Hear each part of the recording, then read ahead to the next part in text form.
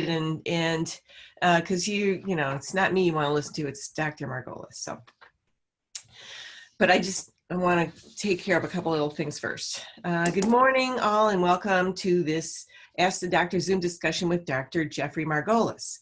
President of Michigan Healthcare Professionals, Dr. Margolis earned his medical degree from Case Western Reserve School of Medicine in Cleveland, completed an internship and residency in internal medicine at University of Colorado School of Medicine in Denver, and completed a fellowship in hematology and oncology at the Johns Hopkins University School of Medicine in Baltimore.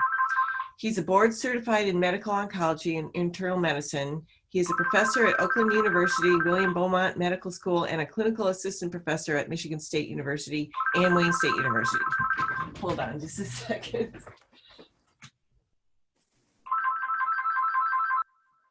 I'm going to just mute silences if I can. Before we begin our discussion, I'd first like to thank our very important partners.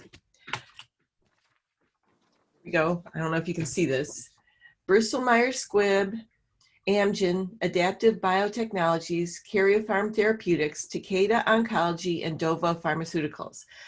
Without them, we wouldn't have the resources to reach out to multiple myeloma patients and provide this great discussion platform. I also want to acknowledge Sid Moss, the founder of Cure Multiple Myeloma Corporation. Sid and his organizations are the ones you can thank for those great Wolferman's boxes that I hope you all got. So Sid, do you want to say a few words here, or do you want me to keep going? I'm happy to jump in if you're done. She's not done. No, I'm not quite done. I wanted to say just a few more things. Go ahead, please. So the way this is going to work is Dr. Margolis is going to provide us with a little background on himself, talk a little bit about what's going on in his world of multiple myeloma, and then we'll open it up for questions. And I do have quite a few questions that you've sent me already, so thank you very much. I appreciate that. That always helps move things along. We have an hour, so we'll open it up to questions from you once all the questions are we've gone through here.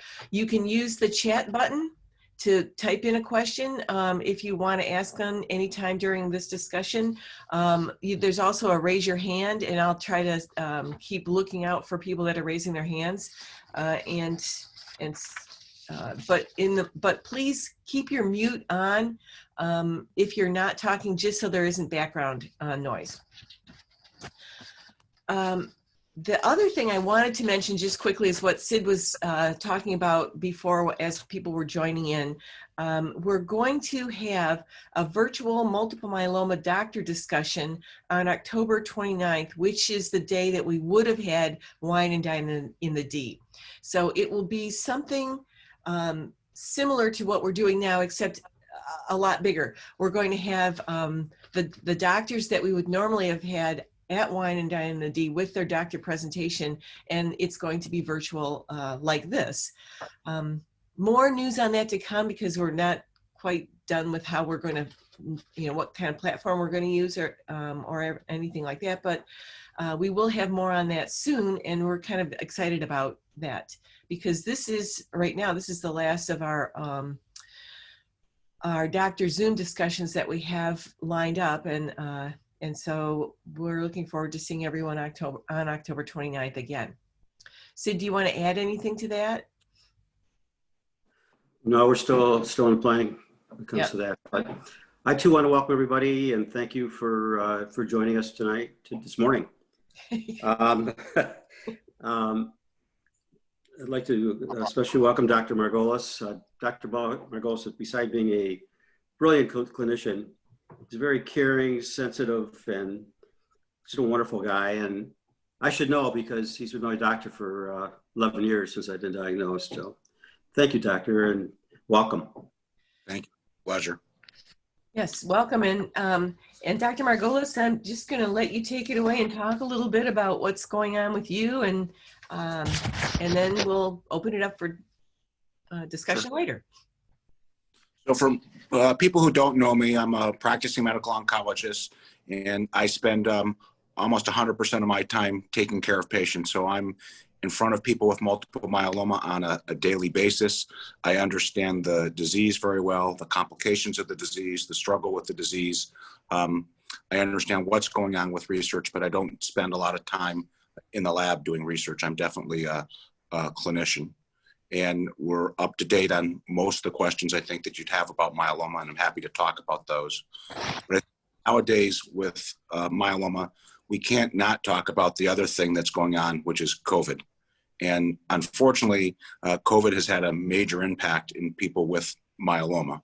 And I'd like to at least just, take this time to emphasize some of the things that we've learned about COVID and myeloma. One of the biggest issues with myeloma is that people's immune system doesn't work appropriately with myeloma. In addition, a lot of the drugs that we give you to treat your myeloma suppress your immune system. I think most people who have myeloma understand they have an M protein, or that M spike that you're asking your doctors about. You're looking at what that M level is. But a lot of people also may not realize that it's often in patients with myeloma that your normal immunoglobulins, which are the proteins that you use to fight infection, are often suppressed or low. And most patients with myeloma suffer from hypogammaglobulinemia. That puts people in myeloma at extreme risk for getting complications from COVID. And we've seen our fair share of patients with myeloma get complications from COVID. So unfortunately, you're in the group that really is at risk for having problems with COVID.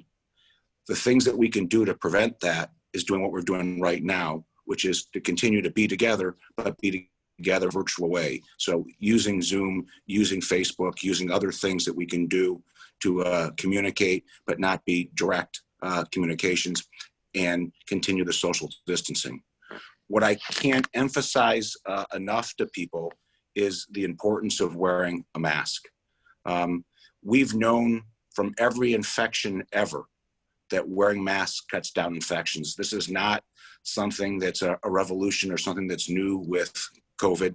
It's something that we've known forever. And we've been doing this in the hospital forever. When people get infected, we wear a mask. We put masks on the patients to prevent the spread of infection. How do I know this works? Because we have entire floors in the hospital that are infected with people with COVID, and our nurses and our doctors that wear the mask and wear the protective equipment, they don't get COVID. So if you're gonna come into contact with people, you can definitely protect yourself from COVID by wearing a mask. There are really two types of masks that people can wear. The homemade masks that you can make with a bandana, or some of the surgical masks that you can get right now. Those are what I call polite masks. And those masks are great if everyone's wearing them because it decreases the spread of COVID. But unfortunately, those masks may not completely protect you because they leak around the side. They let things come in to contact with you. So if you know you're going to be in a situation that's a high risk situation, it's much better to get a KN95 or an N95 mask.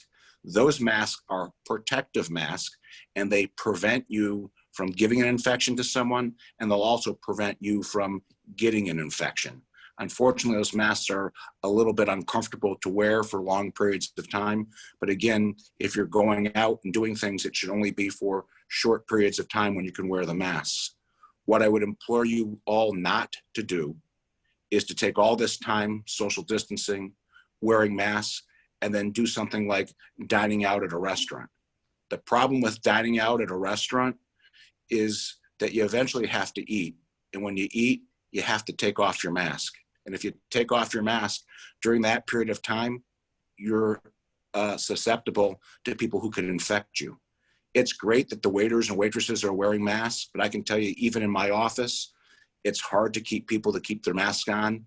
We have a term called a noser, and that's someone who's got their mask on, but it drops down below their nose, which then means if they've got coronavirus, they're spewing coronavirus at you when you potentially have your mask off. There are chinners who got the mask on, it's pulled down underneath their chin. So if the wait staff come by and they're doing any of those things, you're exposed. When people get up and go to the bathroom, people come up and see you, you're potentially exposed. If you're in a restaurant and someone's got their mask off and they're eating and they're coughing, it gets picked up in the air conditioning, and circulates and can potentially get to you. So it's definitely something that puts you at risk, and people with myeloma should not want to put themselves at risk. I'm hopeful that a vaccine is going to come soon. And when a vaccine comes, soon, I'm hoping that people with myeloma will have a vaccine response. The concern we all have is that sometimes when you have myeloma, you don't respond well for a vaccine. You're not having the ability to make antibodies to prevent infection. So again, I think the idea of protecting yourself is going to be around here for a long time. So with that, so Willie, I'll take some questions.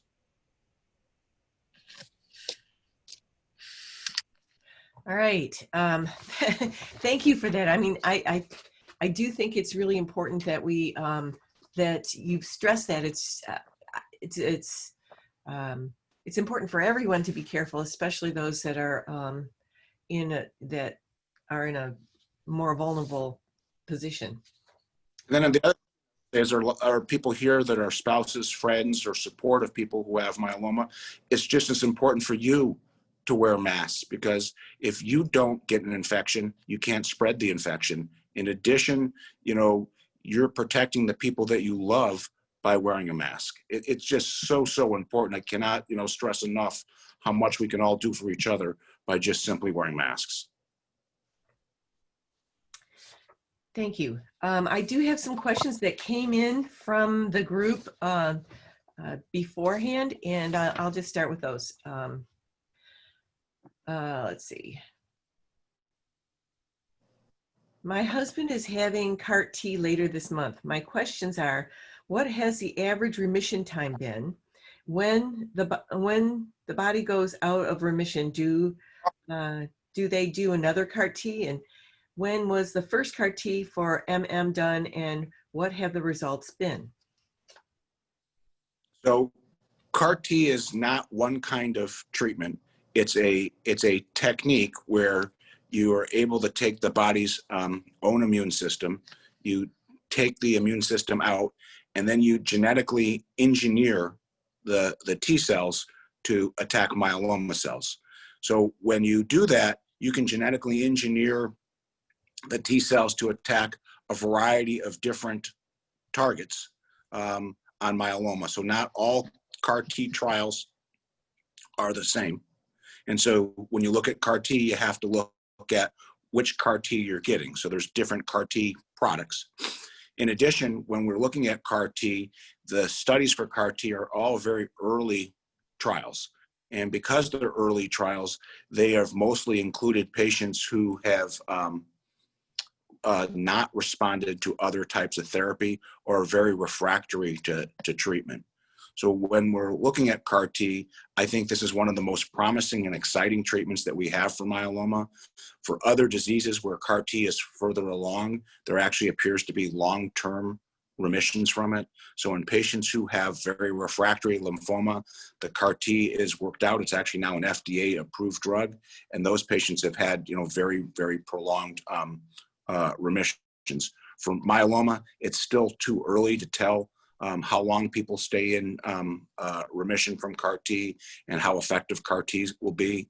CAR-T may be in myeloma part of as you know, most of you are not getting one drug or two drugs, you're getting multiple drugs, and it may be that we combine CAR-T with multiple therapies. It could be that we have multiple CAR-Ts to different targets in myeloma.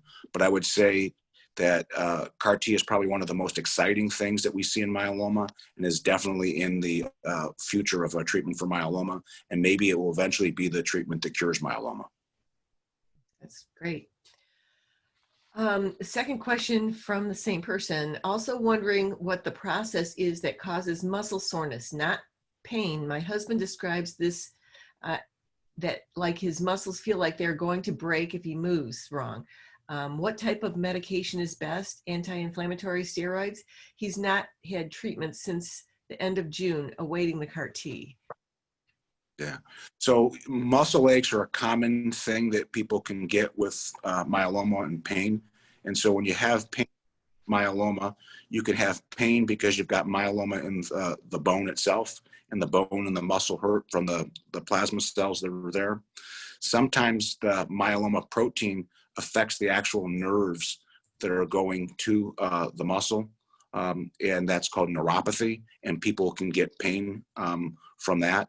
In fact, sometimes the presenting symptom of myeloma is this neuropathy or the pain that people have. And then unfortunately, a lot of the drugs that people have been treated with can cause muscle pain and myopathy. You know, the most common drug that causes myopathy is steroids, and that's, you know, the back lots of myeloma treatment, either in the form of prednisone or dexamethasone. So it's a common problem for people who have myeloma. So we typically try to investigate the cause of the muscle pain, and then we have a variety of medications that we can use to, you know, treat it. So if you can treat it with Tylenol, that's terrific. I think that some of the anti-inflammatory drugs, like Motrin and Advil, that are usually benign, you have to be very careful of in people who have myeloma, because they can affect your kidney, and sometimes the myeloma protein can affect the kidney. So I try not to use those drugs. In addition, if you're using Motrin or Advil, they can predispose you to getting an ulcer, and so can the steroids you're on. And so they're usually not great drugs to mix together. There are other drugs that we can use that are nerve modulating drugs. So there's a drug called Lyrica or gabapentin, and these are drugs that are meant to kind of calm down the nerves and help with pain. There are groups of antidepressant medications that actually have some effect on the nerves. One of them is called Cymbalta. Another is an older drug called Elavil, and those can be used to kind of treat the nerve and the bone pain. So it's sometimes we can investigate it and figure out what's specifically wrong, and other times it's kind of a trial and error of finding different medicines to see what can make people comfortable. Okay, that's interesting. Next question. Darzalex is available by sub-Q shot now versus infusion. When do you expect to see that available for your patients? Yeah, so you can use Darzalex in an intravenous formulation or in a sub-Q formulation. It's available now. What we have found before for some of the sub-Q injections is that people get a little bit of a welt when they get the infusion because of the amount of fluid that's there. And we haven't had a lot of people really like it, but it's available now for anyone that, you know, wants to do it or try it. The two appear to be actually equal. Okay.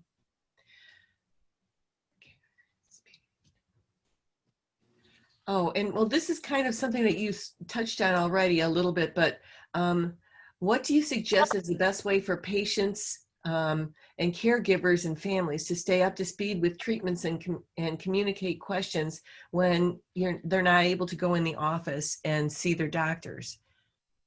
So one of the things that happened with the COVID is that the government finally recognized that telemedicine is a real way of communicating. So you can actually get a full doctor visit with your physician by way of telemedicine. And so the only requirement is that you have some kind of two-way communication. So it can be by FaceTime, it could be by activity, it could be by some kind of communication device that the doctor has in their office. But during those visits, you can really go through almost your entire disease process. Your history can be given, your complaints can be given. Most of the medications can be sent to you and delivered to your home. We even have the ability to make appointments in a lab that if you have to get blood drawn, you can zip in, get the blood, and then go back, away from the offices. We try to keep the offices thinned out so there's less people in the waiting room. There's space in the waiting room. So if you have to come in to get something done like blood drawn, we try to make that as safe as possible. So this kind of goes along with it. It's one of the questions in the chat. It was not clear in your bio where you are currently practicing. Can you let people know where you're practicing right now? Sure. So I have an office in the Rose Cancer Center on the campus at Royal Oak Beaumont. I have an office in the Triatria building on Northwestern and Middle Belt. And then my partners have offices in the Farmington Hills Cancer Center, and we have an office in Rochester Hills and an office in Madison Heights. Okay. Okay, next question. How do you treat a patient with chronic ITP? Has COVID-19 influenced your therapy approach? Yeah, so when people get ITP, that's so your immune system is actually overreacting and is causing the platelet count to drop down.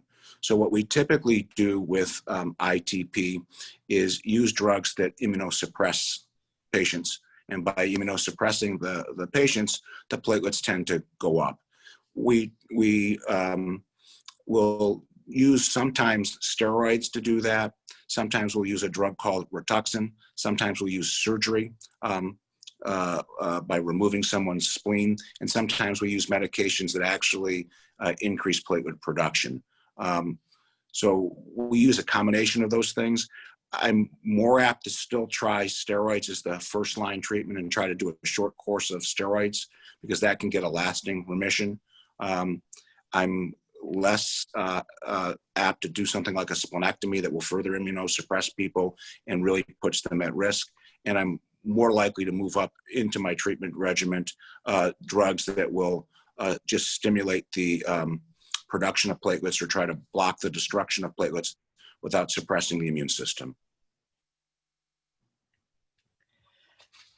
Next question. With current meds and new ones now coming out, how do they work with tests that use dye, like a contrast test? This person that asked this question said, I heard that the dye might be a contributing factor to myeloma. Will a test show ENUF without dye? I'm not sure what ENUF is. I wrote that by hand. So I just got this question this morning, so I'm Myeloma and the dye is that people who have myeloma can have kidney damage from the myeloma, especially people who have high amounts of free light chain. But the myeloma protein can get filtered into the kidney and predisposes people with myeloma to kidney problems. The same reason I said that I don't like to use drugs like Motrin or Advil is that it can potentially damage the kidney. The IV contrast that you give with a CT can damage the kidney, and you can get something called acute tubular necrosis, or ATN, and it can increase your risk of getting cast nephropathy. Or if you have cast nephropathy, the additional kidney insult can put you into kidney failure. So depending on where you are with your myeloma and what your kidneys are doing, we make a decision whether you get dye. Usually CT scans don't play a big role in myeloma. They're not the best test for imaging things like myeloma. Occasionally we'll use CT scans because people with myeloma can potentially get pulmonary embolus or blood clots, especially people who are taking Revlimid or Pomalyst. And so you often will give dye for that. A test that will often use dye, but it's a different type of dye, is a PET scan. And a PET scan is a very useful test in people with myeloma. And that helps us visualize the bones and see if there's myeloma affecting the bones. In addition, sometimes if you've had myeloma for a long time, you can have lesions in your bones that look abnormal on the x-ray, but they're really no longer have got active myeloma. It's just damage the myeloma did and from the past, so it's scar. And the PET scan can help tell sometimes the difference between scar and active myeloma. And the good part about the PET scan is the dye that we use for PET scan is a radioactive sugar, and that's a kidney-friendly dye. And so it's a medication or a treatment that we can use that's not affecting the kidneys and safe to give in people with myeloma. Okay. Here's another question from the chat. I'm so bad with these drug names. Aclyclovir, ACYCLOVIR, provide any protection from the coronavirus? Acyclovir? Yeah, that's what it looks like, acyclovir. Oh, so acyclovir is an antiviral medication, and it prevents people from getting shingles. So it's a drug that we use to treat the HSV virus. It's a different kind of virus. And people who have myeloma are predisposed to getting shingles, especially people who are taking drugs like Velcade or Caprolis are at particularly high risk for getting reactivation of shingles. And we usually use those drugs to suppress the risk of getting shingles. Okay. Well, those are the questions that I have that were posted already. If anybody has another question here, what we usually do now is say unmute and ask a question. If you've got any, I like to get things going with questions that have provided to us beforehand, but please just unmute and ask a question. We've got, there are a lot of you out there today. We've got 25 people on, so I'm sure that there are questions that you've got. So anyone want to ask a question?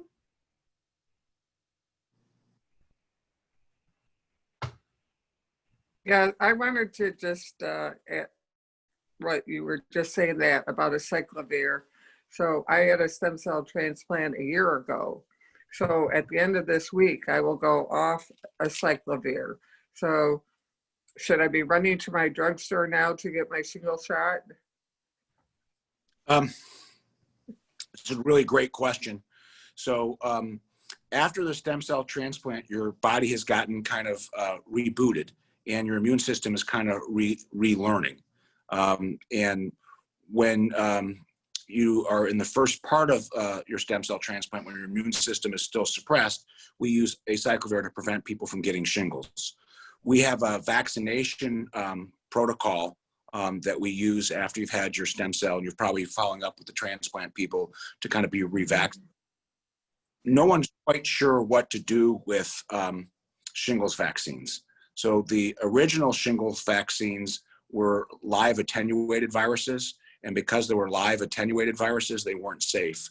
The new Shingrix vaccine is a protein and probably can't do shingles and is probably safe. We just don't know at this point when to give it and how effective it is. So I don't think you have to run out and get it now, but it's certainly something I would talk to your transplant doctor about. Can't you stay on acyclovir? What was that? Can't you just stay on acyclovir? You can, but your risk is probably pretty low right now of reactivating because your immune system is no longer suppressed. It's mostly recovered. And that's why we kind of choose the 1 year mark.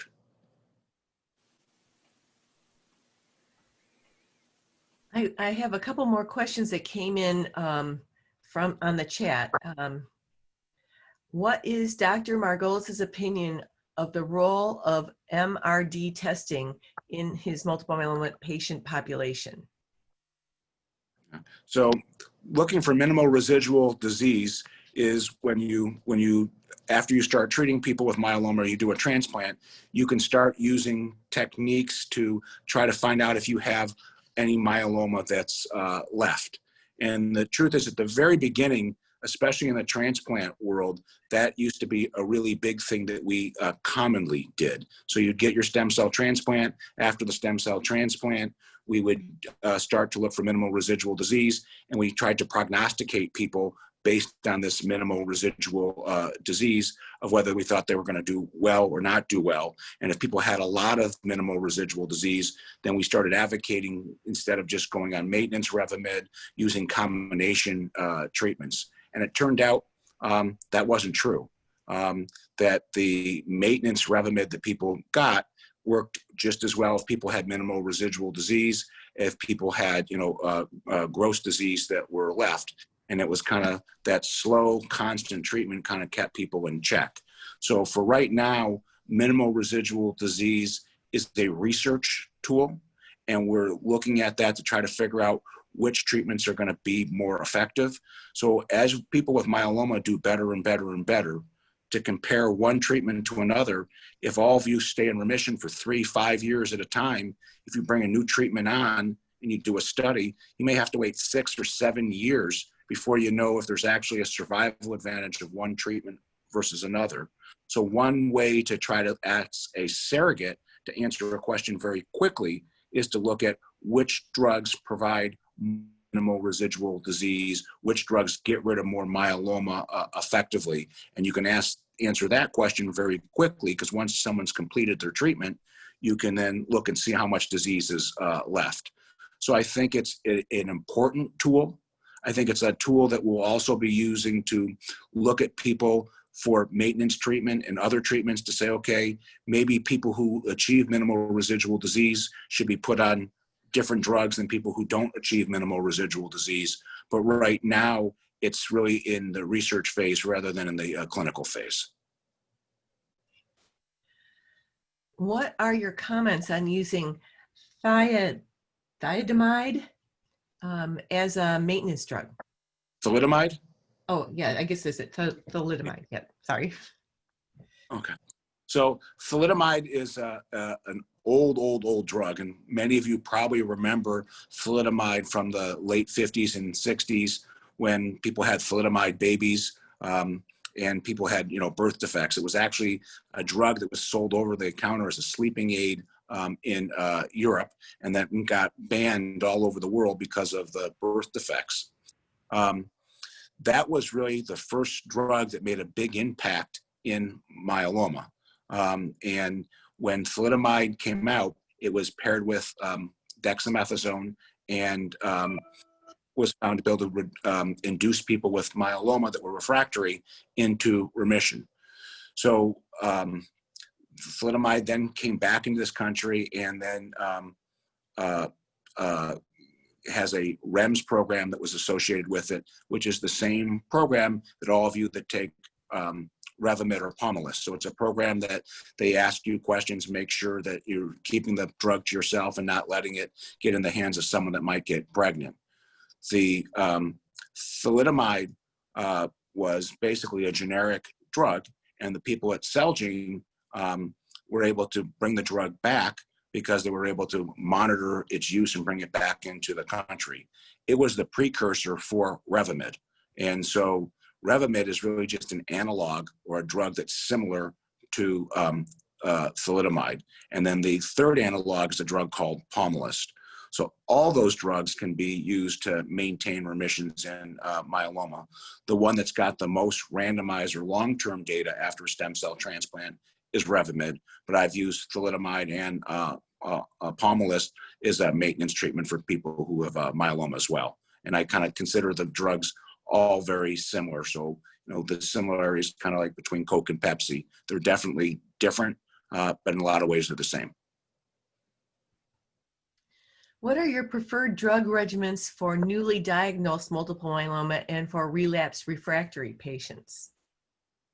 So there are lots of different ways to treat people with myeloma. And so when we're picking at for newly diagnosed myeloma, the first question that we're really asking is this person going to be someone that's going to go on to a stem cell transplant or not? And if they're going to go on to a stem cell transplant, then I tend to use medications that have had the longest track record of getting people bridged to transplant. And so I think still the most common regimen that people use is a combination of Revlimid, dexamethasone, and Velcade. And then that's usually followed by a stem cell transplant with Revlimid maintenance. There's certainly growing data to use Darzalex, Revlimid, and dexamethasone, and then move on to a stem cell transplant. And I've used Velcade, Darzalex, and dexamethasone, and moved on for a stem cell transplant. When we look at people who have had, refractory myeloma, what we really do is take a history of what's going on, what drugs they've been on, what drugs have worked. So if people have relapsed and it's been a long period of time from when they were treated with a regimen, sometimes retreating with the same regimen works very well. Sometimes introducing new drugs. Sometimes that we can use cytogenetics to help pick which treatment. So when everyone has myeloma, they have a FISH panel that's done. If you have the right cytogenetics, there's a drug called venetoclax that works. And so it really depends on each individual, what they've responded to. In addition, when you're picking drugs for refractory myeloma, we also look at what kind of side effects that you've had. So some drugs cause a lot of neuropathy, like Velcade. So if you have a lot of neuropathy, even though that may be a drug that you responded to, it might be one that we would choose not to do. Some drugs have a higher incidence of blood clots or strokes. Pomalyst, Revlimid, thalidomide. So if for some reason you've had, a recent stroke or a heart attack, that might be a drug that I would avoid. So it's really individualized to each patient. Oh, so this kind of goes along with the question you just answered. What is the clinical definition of refractory? So there's two types of things that can happen. One is that you can relapse, and that means you've been treated and the treatment stops working. There is another definition where we start you on treatment and you don't respond. And so now you're refractory to treatment. Okay. I don't see any other questions in the chat, so please ask your questions. Let's keep this going. We've got a little bit more time left, so we can this is a really good time to ask questions. We've got doctors available right now, Dr. Margolis is, and so let's keep asking him questions.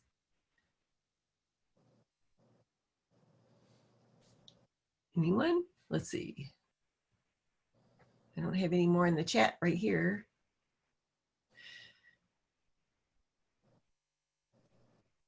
Oh, okay. Yes, I do have one. How about weight gain using steroids? That's right. I forgot. That was a question I had here. What do you suggest people do if they're on steroids and they're gaining weight? Should they talk to a nutritionist, or are there other things that they can do? Yeah. So steroids are one of the greatest drugs for myeloma, one of the worst drugs for myeloma. So over the short term, steroids usually make people feel great. A lot of people, when they're sick with myeloma, have lost a lot of weight, and people's appetite comes back and they feel, better. Over the long term, the steroids have a lot of negative problems. So when people are on steroids for a long time, they have a tendency to gain weight, and they gain bad weight, which is fat weight, and they tend to lose, muscle weight. So we try to balance out how long you need to be on the steroids and the doses of steroids. So if you're having a lot of complications from the steroids, sometimes taking a steroid holiday, sometimes dose reducing these steroids can help. It's important that if you're going to take a steroid holiday, that you don't just stop the steroids, because your body makes a certain amount of cortisol, which you need to live. And when you've been on steroids for a long time, you can suppress the amount of cortisol that your body makes. And when that happens, if you abruptly stop the steroids, you can withdraw and get adrenal insufficiency and get really sick. So it's important that as you cut down or change the dose of the steroids, you talk to your doctor. I think meeting with a nutritionist can be, very, very helpful. And we have nutritionists within the cancer center that can meet with people and try to put people on, diets. What we don't want to do is decrease the amount of good calories you have, and all of a sudden you start losing weight, but you start losing muscle weight and you get even, weaker. So you have to be careful with how you diet, and it's important that you keep up your strength during the treatment. When we look at treatment for myeloma, it's important that you realize that this is a marathon. It's not a sprint. You guys are going to be around for a long, long, long, long time. And so we've got to come up with treatment regimens that you can stay on for a long, long, long time, because those treatment regimens are continuing to keep everybody in remission.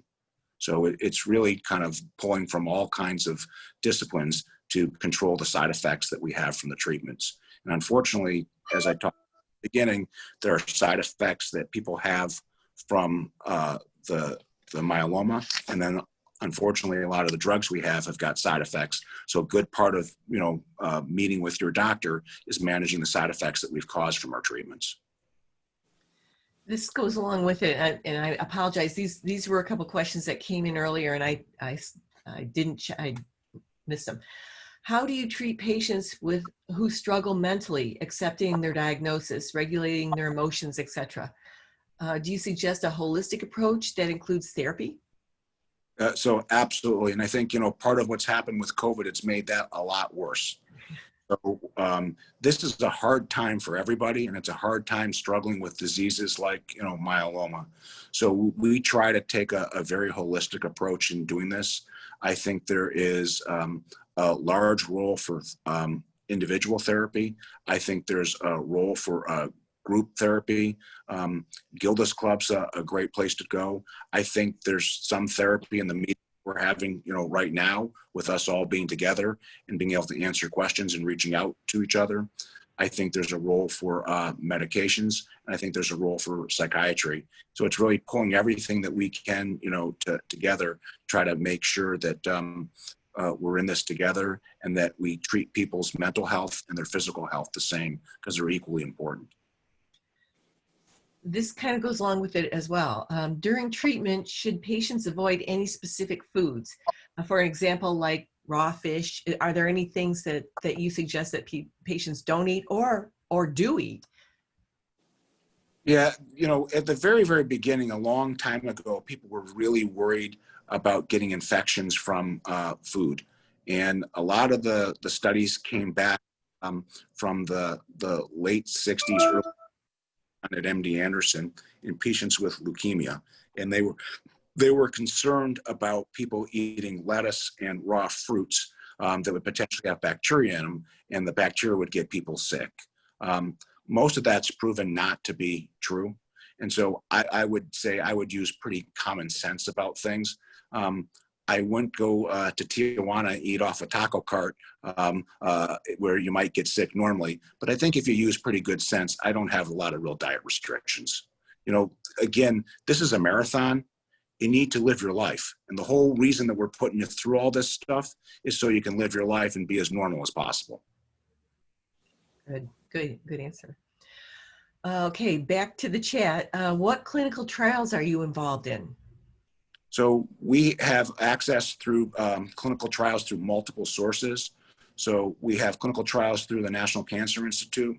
We have clinical trials through the Carmanos Cancer Center, and clinical trials through the NRG. And what clinical trials are open changes all the time. Where should your M spike numbers be before treating? So we don't make a treatment decision based on an M spike. We divide people into symptomatic myeloma and asymptomatic myeloma. So people who have symptomatic myeloma are people who have what we call CRAB criteria. So they've got hypercalcemia, they've got bone disease, they've got anemia, they've got kidney problems. So things that are causing problems from the myeloma, if it's affecting your bone, those are all indications to treat. And what we clearly know is that group of people have symptomatic myeloma, and if you don't treat it, they're going to get into trouble very quickly. What we changed is that we added 2 additional criteria for treatment. And the first was, if in your bone marrow you have more than 60% plasma cells, we know that people who have that are also going to get into trouble. And sometimes the trouble they get into is they fracture a bone or they get into kidney failure. And so we tend not to wait when that happens. We also will look at the amount of free light chain that you have. And if your free light chain ratio is greater than 100, that is a group of people who, if you don't treat and you watch, they have a high risk of ending up with complications from myeloma. So that's an indication to treat. But the absolute M spike itself is not usually something I would make a decision to treat on. It would be whether you have these clinical criteria or the high amount of marrow involvement or the high amount of free light chain ratio. What sort of cardiac side effects happen from kyprolis? So a couple things can happen when people take Kyprolis. Some people who take Kyprolis just can feel short of breath and walk. You feel short of breath, or you just feel short of breath sitting around. And then some people with Kyprolis I've seen can get heart failure, where the heart doesn't pump as well. It's also something that can happen with Velcade. Okay. If suddenly you have decreased your steroids to just weekly treatments and suddenly feel lots of pain in your chest and back, is that directly related to going off steroids? It certainly can be. So the steroids, sometimes if you go off of them too quickly, people feel very quick. They can get adrenal crisis from it because your body's not making enough cortisol. People definitely feel achy, crummy, blue, sad after they come off the steroids. And so sometimes if you've been on steroids for a long period of time, you got to slowly taper off of them. Another question from before. What should patients do if they are experiencing severe edema? Edema. So edema is fluid retention, and people can get fluid retention again from the steroids. And like I said, steroids are the greatest thing for myeloma and sometimes the worst thing for myeloma. Sometimes people can get edema because their heart's not working well. Sometimes people can get edema because they've got blood clots, and people who are taking drugs like Revlimid or Pomalyst are at increased risk for getting blood clots. So the first thing that I try to do is realize edema is a symptom and try to figure out why people have edema. If you have edema from heart failure, then you need to remove the drugs that are causing the heart failure and treat the heart failure, and the edema will get better. If it's edema because you have a blood clot, you need to treat the blood clot, and then the edema will get better. If it's an edema just because of fluid retention from the steroids, sometimes changing your diet, going to a more low salt diet can help. Sometimes water pills can help, like Lasix or Bumex. Sometimes elevating your legs can help. So it really depends on what the cause of the edema is. Okay. And, edema is fluid retention. It's usually swelling in your legs. So it's when your legs kind of blow up and they feel, big and heavy. If you push your finger, you can kind of make an indent into your skin because you've retained a bunch of. What are some safe ways to treat the insomnia that seems to occur from steroid use? So when people have insomnia, there are a lot of things that you can do. Sometimes changing when you take your steroids can help. So just changing the time of day that you take it. Really the most important thing for anyone that has insomnia is sleep hygiene. And so what you want to make sure is that you're not sitting in bed tossing and turning and tossing and turning, because then your body learns that the bed's a place to toss and turn. So what you want to make sure you do is, if you're not sleeping and you're not going to sleep, get out of bed, go somewhere else. Don't sit in bed and say, well, I'll just read in bed or I'll watch TV till I fall asleep. You'll train your body that the bed is the place to watch TV or to read a book. The second thing to do is to make sure that you kind of get yourself ready for sleep. And that means make sure the room's quiet, it's dark, maybe you've got some white noise on. And then when you wake up, you want to make sure that you turn all the lights on and you get up out of bed. And that, again, teaches your body that nighttime and dark is the time to sleep. And when the light is on, it's time to get up. And then there are sleeping aids that we can use, to help. Something as simple as melatonin can help sync your body to that sleep-wake cycle very well. Usually if I use melatonin, I'll use a high dose of melatonin, 20 milligrams. For people who those things don't work, I think using some sleeping pills judiciously can help. Low doses of Ambien, Lunesta can help. Sometimes some of the antidepressant medications, trazodone, can help and be used as a sleep medication. And then occasionally we'll use benzodiazepines. So it's kind of a trial of error things and try to do what we can. But again, people with myeloma are on these drugs for long periods of time. And so if you add drugs for sleeping, then you're going to be stuck with these sleeping medicines for a long period of time. What you don't want to do is end up getting on drugs and getting on another drug that has a side effect that then requires you to take another drug to fix the side effect that you started. So you have to be pretty judicious about what you do and kind of work through the problems. Yep, that makes a lot of sense. Okay, are there any natural antihistamine or drugs besides Benadryl that alleviate minor rashes related to taking Revlimid? Um, Benadryl, the steroids work. There's another drug called Atarax that can do it. Sometimes the other antihistamines can help. So Claritin, Zyrtec, Pepcid or Xantec's kind of a minor antihistamine. So sometimes combinations. I think a lot of reasons that people don't like the Benadryl is because it's kind of sedating and makes people tired. So sometimes Claritin or Zyrtec are a lot less sedating and can do the same thing. Okay, that's good. Does myeloma drugs, do myeloma drugs affect walking? I can't walk very well and I'm weak. Yeah. So the weakness can be from the steroids themselves. So the steroids cause a proximal muscle myopathy, and so it makes the muscles very weak. The drugs, especially the Velcades, cause a lot of neuropathy, and when your nerves don't work and you can't feel your feet, it causes difficulty walking. The myeloma itself can cause neuropathy and make it difficult to walk. So, typically we work with a neurologist to help do that, to help get this better. We work with physical medicine and rehab doctors. We use a lot of physical therapy and occupational therapy, a little physical therapy and occupational therapy to help with this. And it's, again, a problem that we have to work through. I think I've read through all of these questions now. A lot of good questions today. That's great. And we still have just a few more minutes. So if anyone has a question, either type it in the chat or just speak up. We'd love to hear you. I'd like to hear some other voices too. So please just ask a question.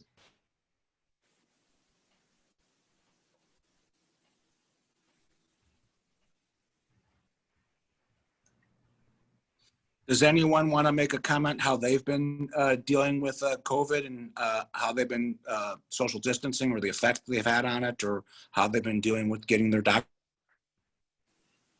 I have a question. Go ahead. Please. I'm experiencing shortness of breath. I'm not on treatment right now for my myeloma. I'm going through all this pulmonary and heart echo and all this stuff, and they're not finding anything. So does that mean it's probably from my myeloma? Myeloma itself usually doesn't cause breathing problems. So, your doctors sound like they're doing the right thing. So when you see and you have people have shortness of breath, it's either a problem with your lungs, and your lungs can have problems from some of the treatments that we've given. In addition, people with myeloma can have infections that they get in their lungs. That's why a lot of people are taking antibiotics to prevent those infections. You can have problems with your heart, and your heart may not be pumping appropriately or may not be relaxing appropriately. The other thing that can cause shortness of breath, especially in people with myeloma, is anemia. So a lot of people with myeloma suffer from anemia. Your body's not making enough blood. That blood's important for delivering oxygen to your brain and all your vital organs, and it can cause you to be short of breath. So you basically take the list of the three main things that cause shortness of breath, and you start doing the test to figure out which of those things is causing the problem. Well, everything's been clear with pulmonary and clear with my heart. I know I'm anemic, but